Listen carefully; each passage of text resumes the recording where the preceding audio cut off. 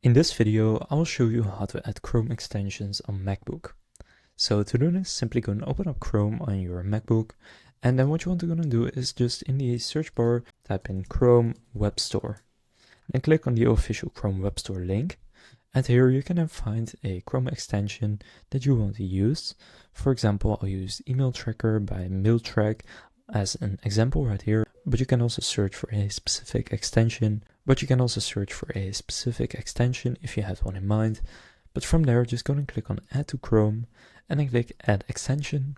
And then under the puzzle icon in the top right, you will then be able to click on that puzzle icon, and then you will find all of your extensions, including the one that you have just downloaded right there. Now, if you want to delete one, you can just go Manage Extensions, and from there you can remove it, or just click on the three dots, and then here click Manage Extension.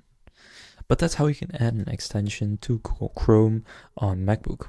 If this video was helpful, please consider leaving a like and subscribing to my channel.